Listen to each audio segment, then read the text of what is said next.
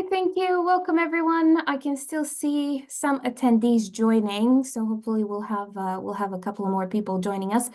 But I just wanted to give a couple of housekeeping remarks before Professor Kurt Balling takes over today. Wanted to welcome you all to the fifth webinar in the Middlesex in Conversation series. We're very happy to have you with us today. My name is Mina Baljagic. I work with the environmental team. And just wanted to let you know a couple of things. The session, as you've seen, is being recorded. For everyone who's missed it, it will be available on the university corporate webpage under the sustainability site. So if anyone's missed it, please do let them know they can see it there. If you can please keep the chat and the Q&A separate. You can see at the bottom of your screen, there's a Q&A button and a chat button. We'll keep an eye on the Q&A just so nothing gets missed. And if you are going to attend any of our next webinars that we'll be hosting, if you can please make sure that you're on time so that everything can run smoothly.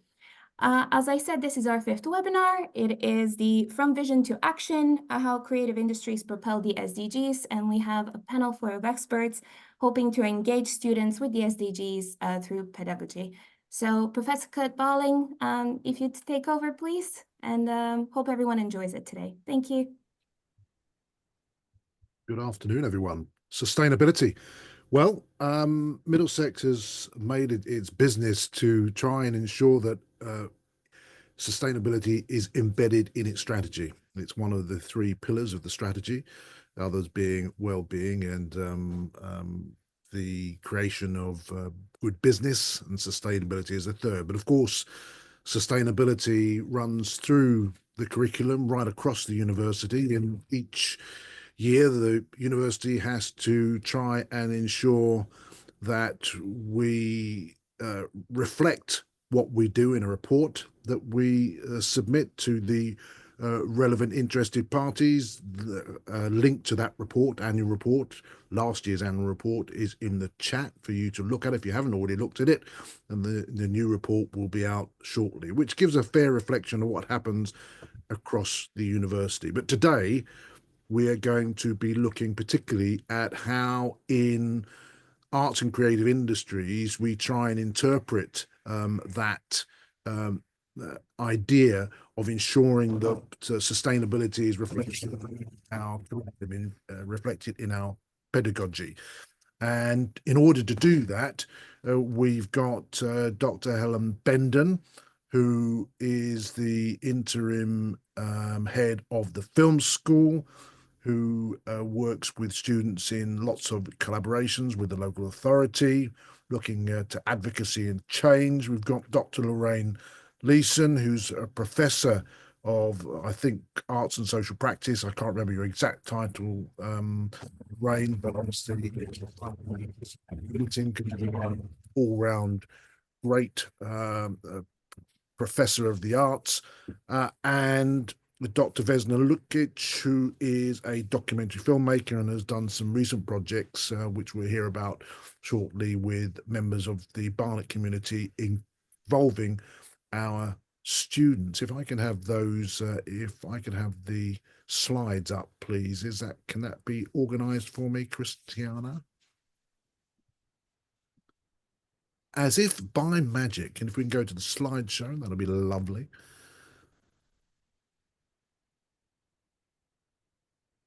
Oh, perfect. Oh my goodness, I wish everything always worked so smoothly. So as you can see, the panel there on the left, and how creative arts can propel the SDGs. What is it that the creative arts can do in order to propagate and stimulate engagement with the Sustainable Development Goals of the UN?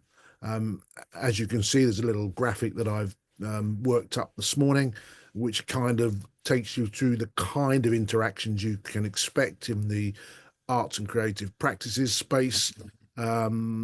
Visual arts, theatre and performance, dance and movement, music, film and media, literature and poetry, all of those in some ways are going to be reflected in the talks from our three important guests today.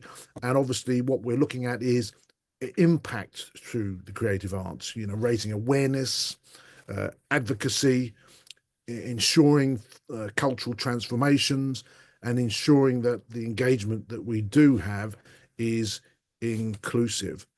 Next slide, please, Christiana.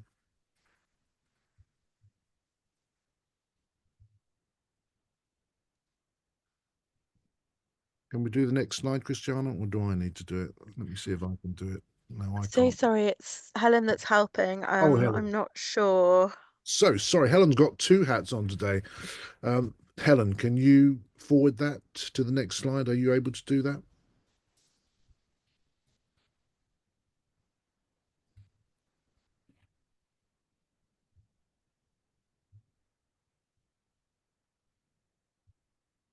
To me, Yeah, like the I mean, it's done on my screen. Are you not seeing it? I'm not seeing it now. Okay, no problem. Let me just see if I can. I'm still seeing slide 1. Okay, mine has moved forward weirdly. Let me stop and start again. Okay.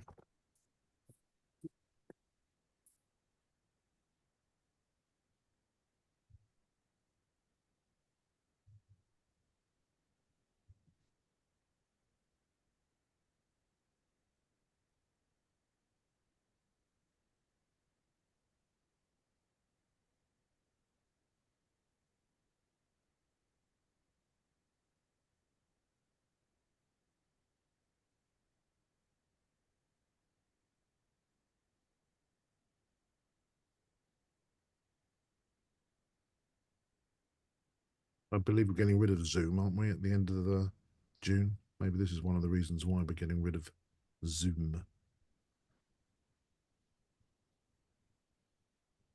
It's got into a muddle here. I don't know, Vesna, whether you're able to pick it up.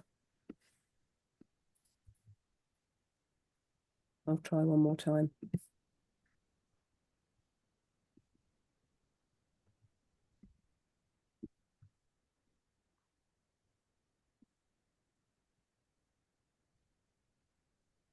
I see something coming up now.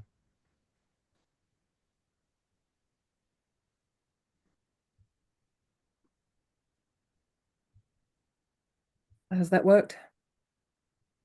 Yes, but I wonder, do you want to try and change the slides? Just see whether it goes back and forth. Can you go back and forth in the presentation? That worked? That's Towards- worked, yeah, yeah. that's good. Okay.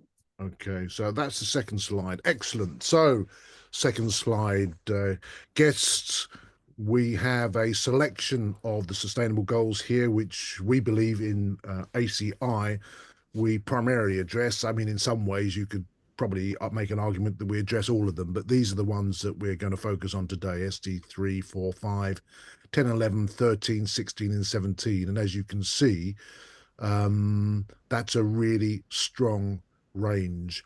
On the graphic, you'll see we make the point that the goals are interconnected.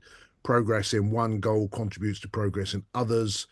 And in that way, you kind of create a network of sustainable development. And that's the whole idea of the sustainable development goals, that actually there's a holistic approach to ensuring that these goals can be met. Next slide, please, Helen. So, Dr. Helen Bendon is now going to give us a rendition of the kind of work that she's been doing with students. And you'll notice on each slide that we have tried to indicate which sustainable development goals are being addressed through that work. So next slide, Helen, and over to you. Okay, thank you so much, Kurt. So yes, my name's Helen Bendon, and along with my colleague Ben Serlin, I lead something called Changing the Culture at Middlesex University, which is our university-wide commitment to addressing violence against women and girls, harassment and hate crime through both responses and preventative measures. Really brief overview of CCI, Changing the Culture. We are very much kind of responding to guidance and recommendations. So we look, for example, at what's happening for the Office for Students, for Universities UK, and try and embed that into policy and process. But the other part of that is making sure that we are engaging our student community in those issues. So our principles with how we work are to be very agile, to be responsive to issues that come up for students, and be really action focused. That's really important. I think policies and processes are massively important, but actually how it changes the culture, which is why we're called what we're called, is the bigger piece for me. It's difficult to measure and it's difficult to work with, but unless we're engaging with our students and partnering with people, then the whole thing is feels pretty much disconnected from them. So just very briefly, we're going to share a few projects with you from all three of us will do that. So you can see what this looks like on the ground. So we're just not talking about it in abstract terms. I think it's really helpful to imagine the kind of work that we do, but also because we're visual thinkers, that's super important. This at the heart of our projects is co-creation. So engaging young people and creating powerful campaign narratives, looking at a range of social justice agendas. In the example that I'm showing you now is part of a body of work called Hear My Voice that looks at addressing violence against women and girls. It's a recent collaboration with the local authority, Barnet Council, with our students, with secondary schools and support and report providers around the borough. And very much for us about the power of young people's voice in contributing towards positive change. This particular project, which was part of a suite of work that we did last summer, it's called A Walk in the Park. And this project came out of conversations that my colleague Nicola Stammers had been having with her students about perceptions of safety in the local parks in and around the university. And so she worked with her students to devise a theatre piece that was very hard hitting, based in our theatre at Middlesex, very hard hitting performance around women's safety, and used a huge amount of data from records around how safe women feel when they're outside, and the issues, particularly in the wake of the death of Sarah Everard, around how protected people feel in external spaces. After the performance, we then did a dusk walk where we shared stories between us and came together in space in Sunny Hill Park to share reflections. It's a very, very different approach to, for example, community forums. And to be in a situation where we had creative practitioners, local police, safe streets teams, actually in direct dialogue with each other was incredibly powerful. And I think sometimes when communications are very antagonistic between different groups, actually to be in this forum is a really good example of how the creative arts can break down some of those barriers. Another example I'm just going to show you here is the work of some of our graphic students, Claire Barth and Fuat Hassan, who made this incredible infographics around everyday misogyny. We've embedded teaching and learning and assessment on misogyny, violence against women and girls, and domestic violence across a range of curricula to support our students to use their voice and their creativity to contribute culture change in a variety of settings. When we try and embed these things, I think it's really important to say we're not asking our colleagues to do extra things. We're asking them to look at where there are possibilities to embed this agenda into briefs. And then Ben and I will work with those staffs to make sure that they have the tools that they need, the report and support services that they might need to help with the safeguarding of the production of the work. And then they're producing this incredibly innovative work. This is an example of really interesting practice that happened out of a dialogue between the men and the women on the course. And when the women started sharing some of their experiences, Fuat, who worked on this project, said, you know, I had no idea, you know, it made me realize as a man just how little I have to think about this. And so just changing one perspective and actually helping to articulate an empathetic and holistic way of addressing these issues that isn't just down to women to solve was a really kind of rewarding aspect of this work. Okay, This slide just demonstrates how we are engaging with partners in different ways. First image on the left is us working with some of the film students with local outreach projects. One of the issues around tackling misogyny with young men is something that we do a lot of as part of changing the culture. But our experience has shown us that peer influence is obviously much more effective than one-off interactions that we might have doing schools outreach work. So this was a workshop that I led with my colleagues on the film programme, in which we taught young boys how to interview. So how to prepare questions, how to actively listen, and how to do the technical recording. And they asked each other questions about misogyny and the kind of online influences they had. And I can tell you that they answer questions very differently when they're asked of each other than if I had have asked them, or their teachers or their parents would have asked them. So it's that kind of co-production that I think is super important. This top right image here is Claire and Fuat and some of the other graphic students talking to our local MP, David Pinto-Jashinsky. When he found out what we were doing, he asked to come and be part of a discussion with the students. And it's just fantastic to see opportunities of how our students' voice can genuinely be heard on a political stage, and just how actively our local partners in government are interested in hearing from them. And here in the bottom, you can see Claire and Fuat, who presented their work as part of 16 days of activism. So their work was featured on bus stops across the borough for 16 days of activism. So a brief that's set as part of their teaching and learning then gets them in a public forum where they're talking to local government, and their work is put across the borough, influencing our local community and signposting the resources that's available. Finally, this is an example of some schools outreach. And again, you can see this isn't just about film. This is about how we work together as a faculty. We collaborated again with the graphics team on this. And also with some of our colleagues in business and law. So we started this day looking at some baseline data. So the students who came to visit did a survey about what their views were. They did some workshops with Ben and I about toxic masculinity and online influencers, and did a lot of discussion. And then the graphics team took over and helped them create messages. The campaign was called "It's Not Okay." And they made these placards, and it was probably one of the most rewarding bits of outreach I've ever done, where you get a group of students who leave the campus with their placards held high, boys and girls together, with anti-misogyny and anti-violence against women and girls messages.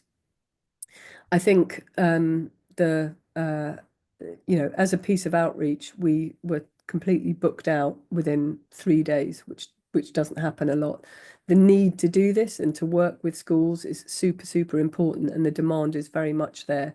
So this is just a kind of little snapshot of some of the things that we're doing to co-create with local schools, local government, and putting our students very much at the centre of this kind of work. And now I'm going to pass over to my colleague, Lorraine.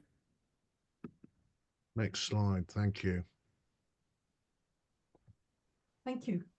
Could you go on to the next slide, please, Helen, which is just the introductory slide. But I just want to say I'm going to show some research projects, but there is no reason why this research shouldn't be the basis of how we teach these approaches to our students. Not only can we involve students in the research projects, but we can also teach them some of the approaches, some of the skills that go beyond the creative skills that you need to work in this way. And in fine art, we have actually had a long tradition of doing this through undergraduate modules in art practice in the community, and we also had a dedicated MA in art and social practice for a while.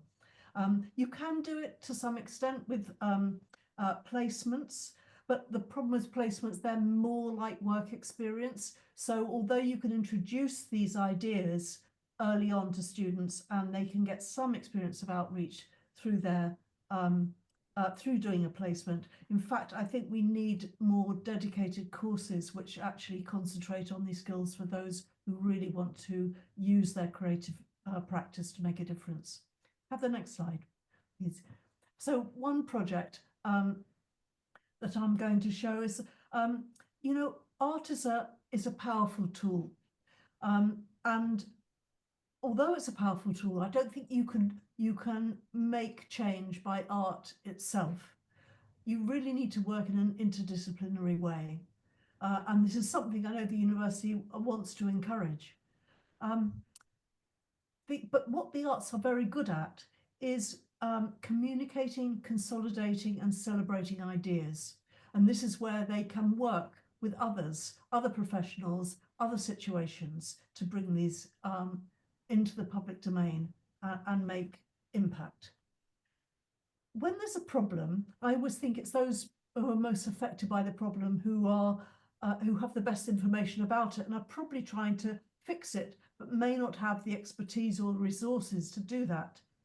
So the arts and creative facilitation are very good means of drawing out these ideas so that we can work with art at a local level, not art, the arts, a creative approach, I would say, at a local level as a way of exchanging and pooling ideas and knowledge. And so everyone can bring whatever their particular experience, they can bring their particular perspective to it and create an outcome that is so much more than if it had been addressed from the outside by an expert from the outside. So I've been engaged in this sort of work for many decades outside of academia, but this approach translates extremely well into knowledge exchange and research. And one of the reasons I've come into university is in order to pass these skills on in teaching. So the aim of making a difference, as I said, translates very well into impact. And then in that sense, it relates very well to the UN Sustainable Development Goals. As Kurt said, we could probably address any of those goals through the arts. The Active Energy Project was one that started just with a small arts commission, initially about a question about the experience of older people not feeding into the technological development. And I met the Geezers, a group of older men who used to meet in at an Age UK centre, and basically asked them what technology would help them or their community that they'd like to see development. You just have to ask the question sometimes. You have to be open-minded and ask the question. They chose tidal power. I had to say I knew nothing whatsoever about it, but I would take it every step of the way that I can. One of the good things about the arts is it doesn't really have any remit beyond making meaning, or at least bringing together the meanings of others. So I brought together many different professionals on this project. We had engineers, we were working with NGOs, we were working with environmental organisations. And over the years, we not only developed some ideas for tidal turbines and where we could put them on the Thames, but we also engaged with university projects. We were involved in the Hydro Sistership project. We worked with schools, we discovered that there's very little in the school curriculum that deals with sustainable energy. So I had engineers going into school classrooms and children learning about aerodynamics and learning about making their own turbines. You know, one of the issues that is good about the arts is that it's thinking and developing through making and doing. And that's what works in education, involving children, involving students in making.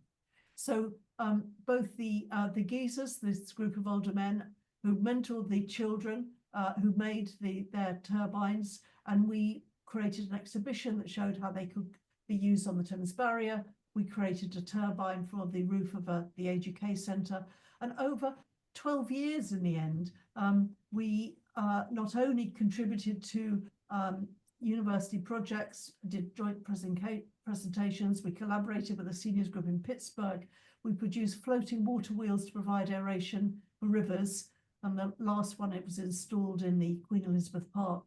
And along the way, won various awards. Oh, could I have the next slide, please? Various awards, and in fact, even won the Times Higher Education Award for Knowledge Exchange. So through this project, the development goals we met were one, number 3, good health and well-being, because through this project, the geezers recorded improvements to their mental health and to their health and well-being in terms of how they saw themselves in the world, making a difference. Number 4, education. This work was, the work we did in the schools became embedded in the curriculum for the future. Number 11, sustainable cities and economies, because we were looking at ways to use renewable energy in a particular location in a city to provide power for the older community so they could heat their homes, and lastly for climate action, which is number 13. Have the next slide. Through that work, so there were some other academics who were involved with environmental scientists in India who were trying to solve the problem of how to reintroduce lost knowledge of water conservation into the villages in Rajasthan. And they were at a loss because they were going around the villages and giving talks about it, and people weren't really taking it on board. And then one of the academics I'd worked with on the previous project basically said, well, we need the arts. And through this project, not myself, but I've involved artists in India, and they, one of the projects was they worked with children who then gained that knowledge from their grandmothers. It was a lost generation of knowledge, and put that into shadow puppet plays that went around the local schools. So they were teaching the next generation about the water conservation knowledge that had been lost. And another artist worked on in a village with traditional mural painters who painted the narrative of what happened to the water, how they used to be able to conserve it, and then what happened next, and then how to reintroduce it. And that also got translated into a scroll, because there is a tradition in Rajasthan of storytelling whereby a storyteller will at night will work along a mural or a scroll and with a light and tell the story on the scroll. So that went round the villages as well. Can we have the next? Oh, that one I just say number 6, clean water and sanitation, and number 13, climate action. This next one then, a completely different project, working with planners and geographers and the Town and Country Planning Association. We were looking at how the arts has fed into the notions of community-led planning over the years, and that has all been brought together into an archive and a timeline that people can now use, so that they can use it in terms of when new developments are being made. So then that's number 11, sustainable cities and economies.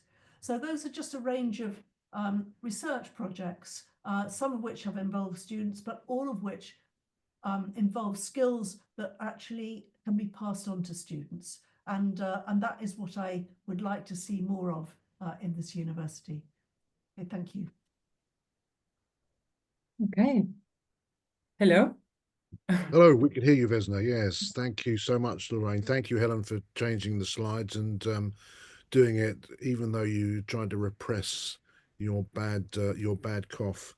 I think what people can see already is that what the previous talkers have described is something which is at the heart of the Middlesex way, which is we're very much a practice-oriented institution, and we're finding ways of ensuring that practice is embedded into the curriculum in order that students learn how to do as well as how to think. And I think Vesna now will pick up on that and demonstrate how her students are also using that practice focus to ensure that the SDGs are meaningful, and we can project that work with impact in the world beyond. Thank you, Vesna. Thank you, Kurt, and thank you, Lorraine and Helen. And just to say that I'm sort of quite humbled to speak alongside both of you, because in a way it feels like what I'll be saying is a little bit like a work in progress in comparison to the work you both of you have been doing for I think quite much longer. I'll just say as an introduction that the way I come into the way I'm working with students in my capacity. So I'm a senior lecturer in film production. I do lecture in documentary film. I'm a program leader for BA Film at the moment. The way I come into this topic, if you like, is if you like from the perspective of sustainable pedagogies. And I think it's been from the point of joining Middlesex University 6 years ago that I've just been immediately trying to find ways of bridging these different elements of our professional lives. So there is a little bit of a personal and maybe selfish, if you like, perspective from which I'm entering this. But it was important to figure out a way in which, from a pedagogical perspective, right, how do you work as a pedagogue and as a researcher? How these different personas and different streams of each of our works sort of come together. So I will talk about specific projects, some of which have been completed, some are ongoing. I probably won't be addressing the sustainable goals as directly as Lorraine just did, but I'd be happy to come back to that in the conversation later.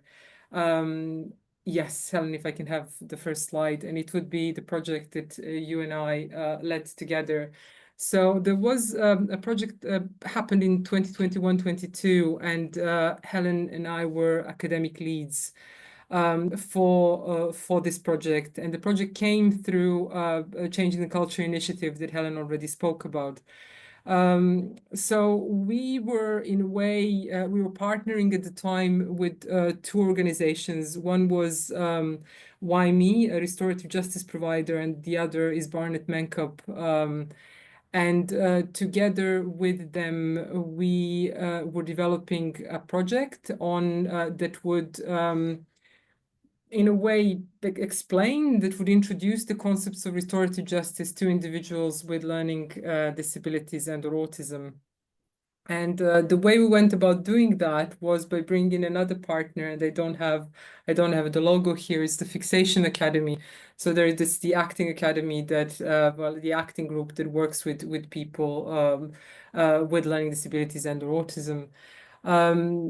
So between all of us, there was a team of students who worked with us on this project, and we developed 4 scripts for 4 films, tackling different aspects that people could recognize in the context of sort of hate crime and how that comes about. It was a wonderful collaboration, wonderfully collaborative work that then involved translating a lot of the documents, for example, that we would use in film into an easy read document so that all the participants could access it.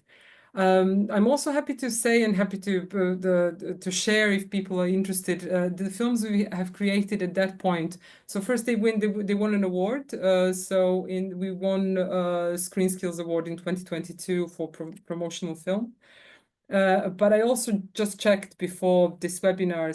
And the films that we created then are still on the websites of both our partners. And we have followed up at few instances with our partners, and we understand that the films are still continuously being used, which is, again, a great example of a kind of impact that we can maybe follow, which is sometimes very difficult, especially when it comes to arts.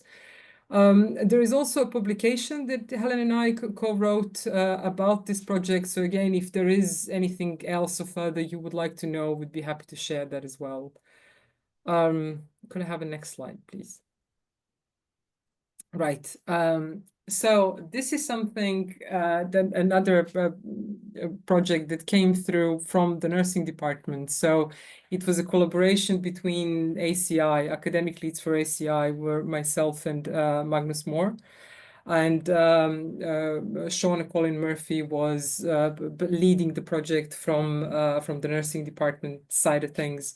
So we've created, it was a project funded by Public Health England, and it was a project about psychosis. So the brief was to create a short VR film for psychosis that would be then used in teaching in teaching for nurses. And I am in touch with Shauna and happy to say that this film is indeed being used still. And there is a YouTube version of the film. If people would be interested in seeing that again, I would be happy to share that as well. There is what was really wonderful with this project as well was the way the collaboration worked, because it was a totally Middlesex project, if you like, but there were so people from nursing were involved. There was a number of us from ACI, but the range of students that were involved was also really interesting because we had PhD students as well as BA film students, so students on BA, on PhD, so on different levels of their study, combined with these with academics from different areas working together and sort of co-creating something that is still actively used in teaching.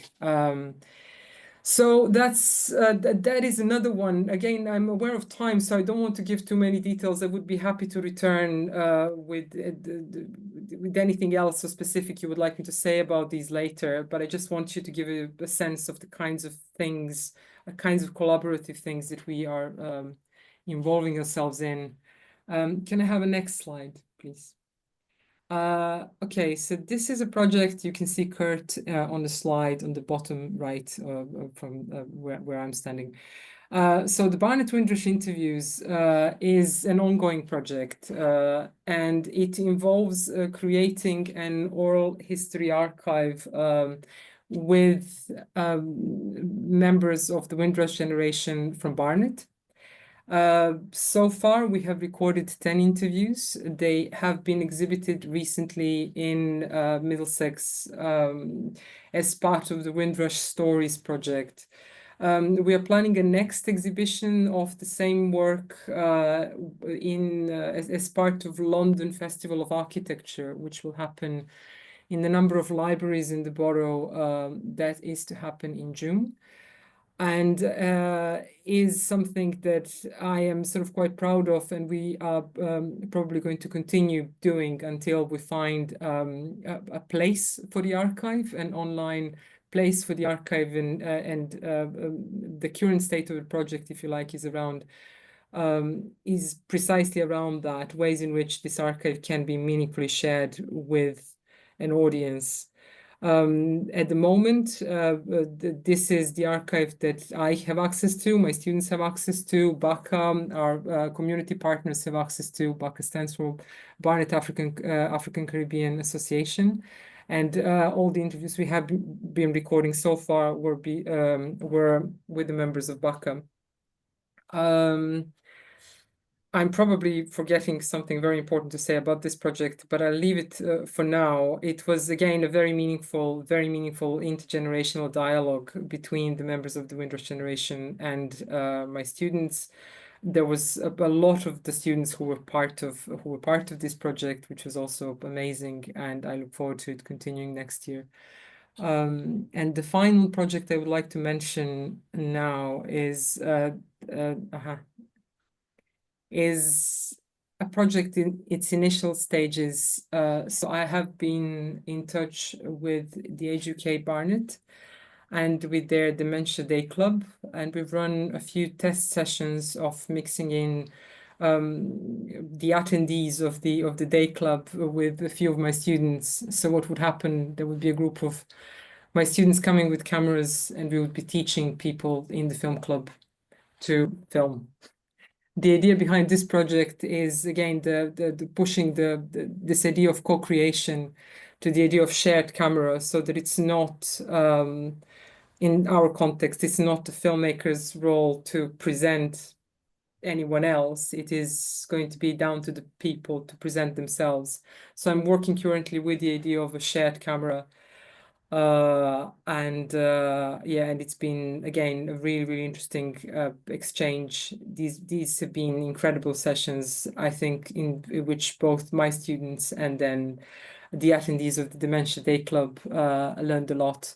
It's been an incredible dialogue, similar to the Windrush project, incredible intergenerational dialogue. And again, something that's in still initial stages, and I look forward to continuing it. So I'll stop here, but I'm happy to return to any of the projects, maybe more directly in Thank respect to you the very much. sustainable goals. Yeah. Thank you very much, Vesna. Maybe we could put the second slide up, just have it up whilst we're all on screen, just to remind us which SDGs we're actually referring to and have been referring to through the presentations. Thank you all three for those presentations. What really strikes me is how Middlesex likes to think of itself as a practice-oriented university, and actually this is what it really means. These are the kind of engagements which really exemplify that practice orientation, and making sure that that gets embedded into the way in which our students learn about the world, but also in which our students learn to engage with the world. All three projects have intergenerational aspects to them. In other words, our students go out into the world, experience other generational attitudes and approaches, and then they are guided by staff into a co-production and co-creation exercise, which delivers, in essence, more than the sum of the parts. I note that Lorraine at one point said, what's really important is that we ask what questions need to be addressed by the community. In other words, we don't go with a predetermined agenda. And in the reality, that's what the SDGs are about.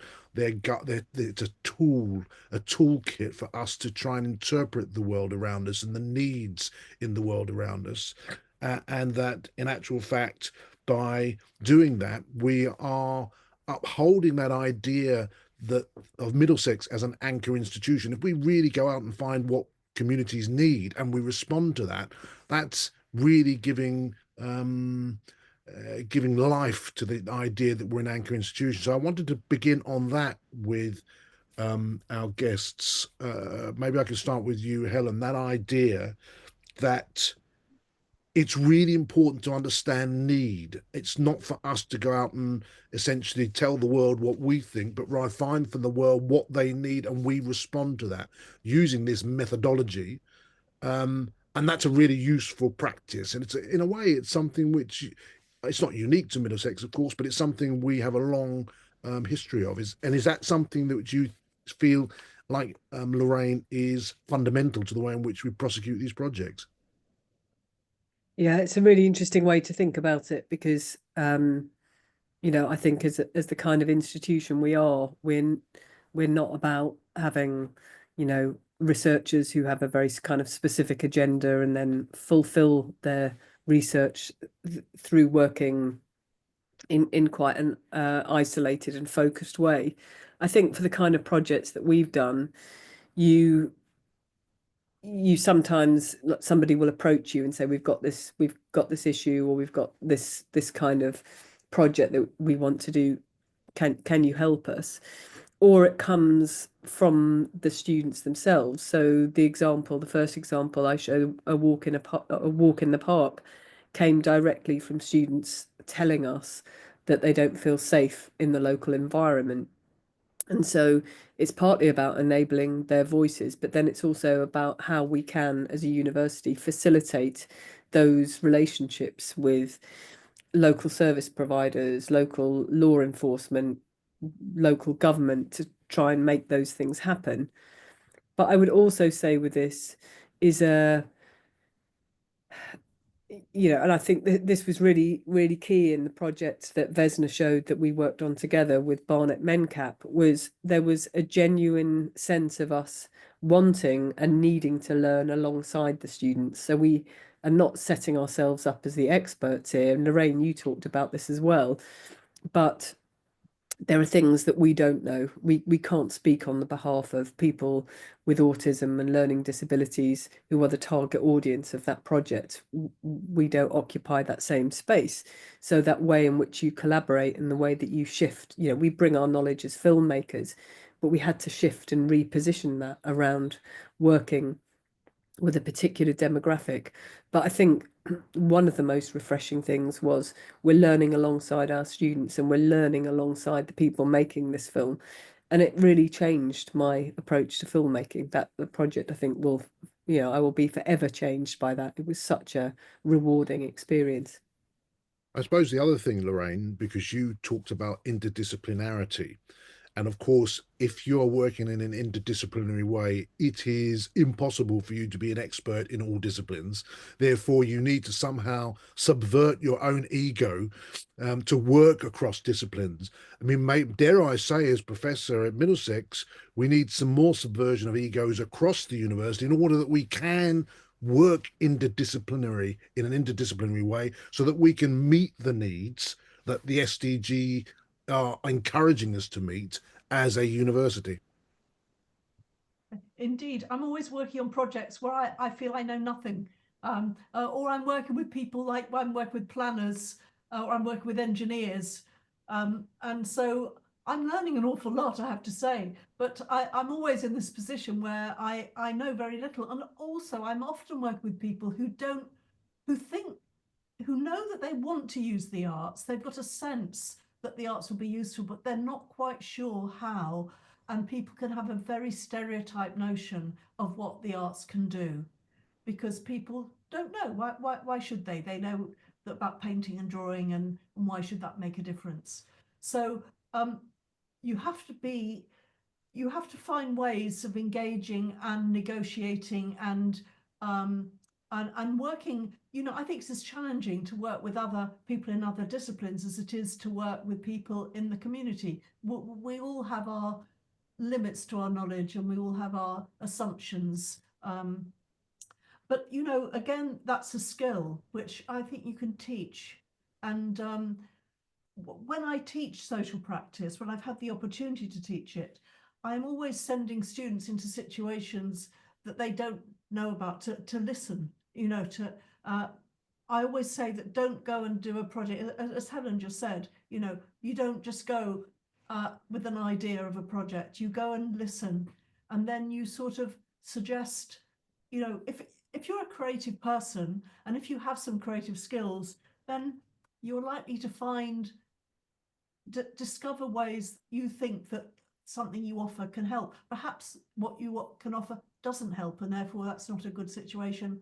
You might as well just go into a different situation. But I always think that learning that negotiation and that patience, and not jumping to the end idea. Any of us who teach art or teach creative work in any way are always telling students, don't jump to the end idea. You know, before you actually, don't have the idea first. Ask questions first, but in whatever way. It's interesting you put it like that, Lorraine, because one of the words that you haven't mentioned, but which is implicit in what you're saying, in the way in which you're trying to encourage students to see the world, is leadership. And of course, lots of the students who come to Middlesex do not see themselves as natural leaders, but actually the SDGs are demanding that we think hard about how we engage with the world. And if you're a graduate, you essentially are on the pathway to some form of leadership in whatever space. I don't mean political leadership, I mean whatever space you occupy. So Vesna, I'm wondering with your projects whether you've seen that transition where students start thinking they have a small voice and very little to contribute, and then realize that through this interaction, through this co-production, that actually they can take the lead as well as co-produce. So in other words, we elevate our students through this engagement with the SDGs into being leadership and citizens.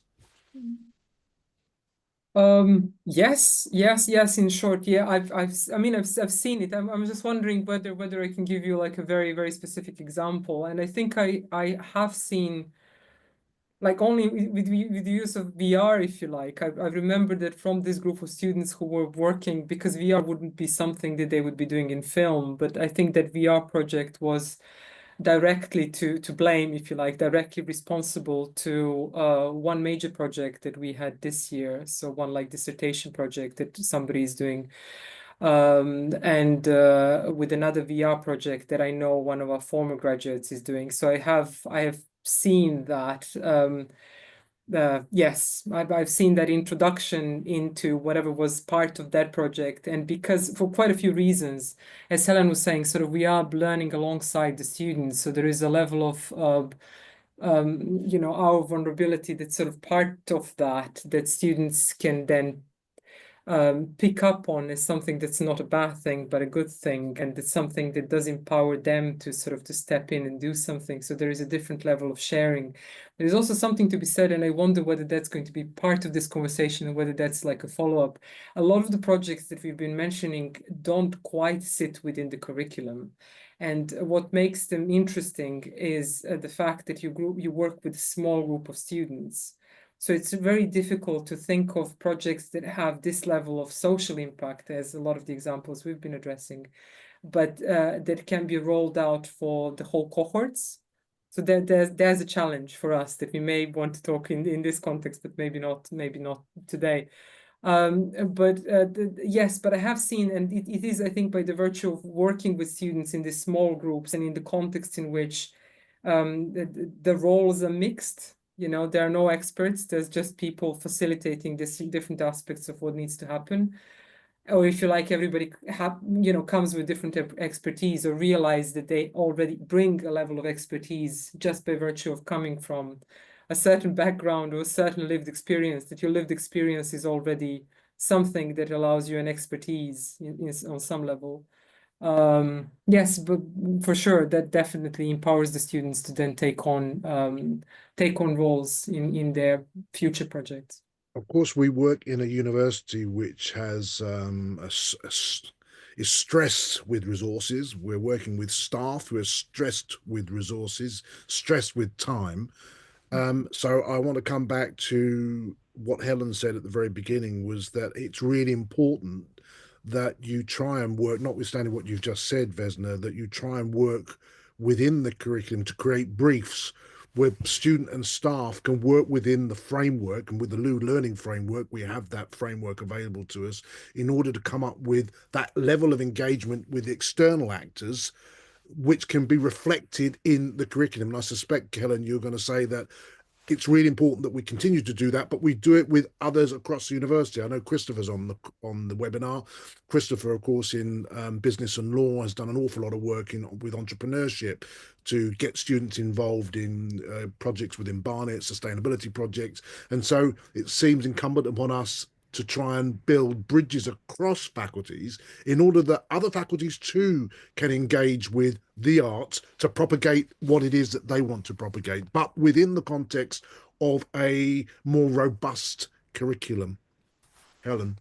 Yeah, I think also picking up on what Vesna was talking about, and Lorraine also framed her projects around research as well, is that there are different levels of risk. And in terms of embedding it into pedagogy, there's different approaches to that. So the kind of things that Lorraine and Vesna were just talking about are projects that perhaps have a more research or knowledge exchange focus, because it involves sustained period of thinking through ethical frameworks, working with smaller groups. They're perhaps more time demanding than some of the other projects that we've talked about today. And I think it is about kind of managing, looking at where that attention is required, where there's bigger levels of risk. However, there are loads of projects that we've done that we've rolled out across a whole cohort of BA film students or whole cohort of graphic students, where the risk is actually minimal, because the teaching and learning is very much embedded there already. It's about signposting resources, for example, other campaigns that they might want to look at.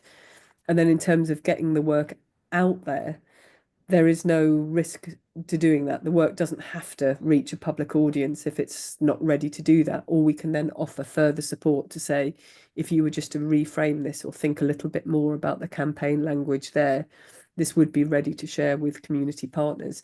And I think that's where, with changing the culture, we've been able to scaffold that a little bit more.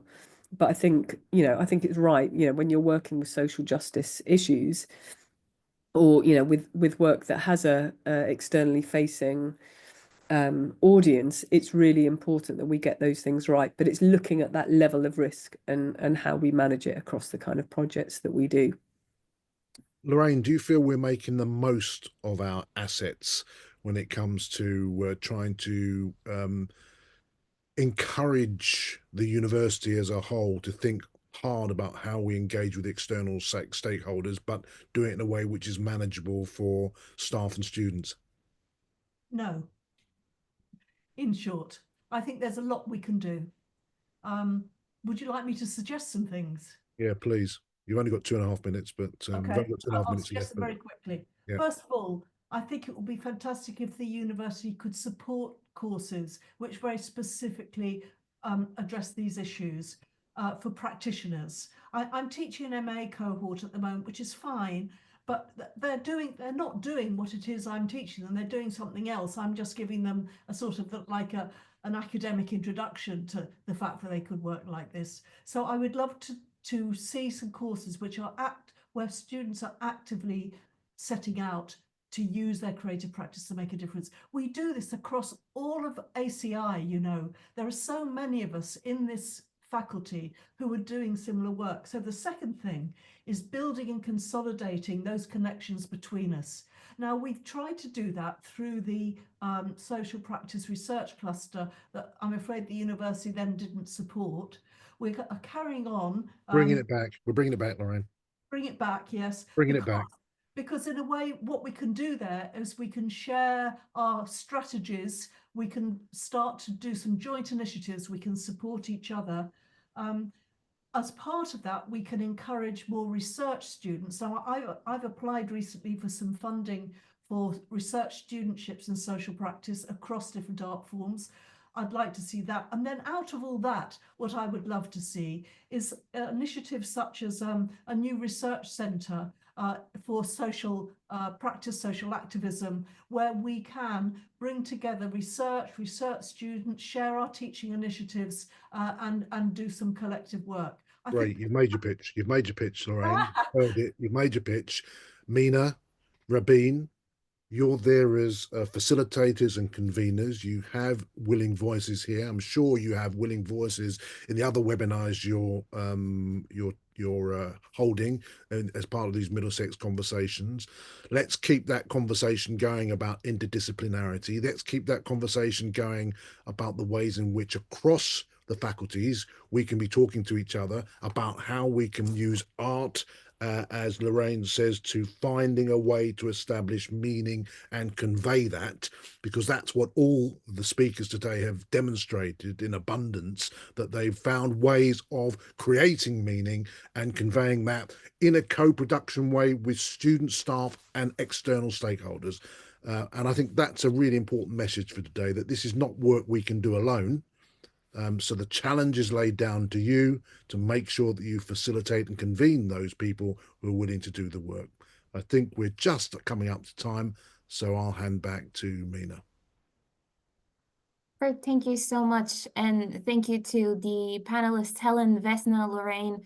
Really appreciated all your insights and expertise. It was lovely to hear about all the projects that we are working on through collaboration and student impact. I'm myself an alumni from Middlesex, and I know how important it is to embed the students in active work, not just academic study. So really lovely discussion. I'm having a look at the Q&A section. It doesn't seem that we had any questions from the attendees on there. So if everyone is okay, we can log off at this point. Christiana, what do you think? Yeah, I think so. I just wanted to say as well, thank you for the panel as well. And the whole point about doing these webinars as well is just giving people a voice. When you look at Rajasthan projects, people have had a voice there, and that was fantastic. But also the guiding principles, when you look at misogyny work as well. And ACI certainly got a place to play in when it comes to working with you know, SDGs. Over to you, Mina. And shall we you, end it Robin. there? Thank you, Robin. Yes, Christiana, if we can just finish the recording, and then if we can open for the attendees if they'd like to, just say hello to the panelists, and we can finish here. Wonderful. I'm going to stop recording, but our attendees that we've still got, I'm going to invite you right now to screen. No pressure.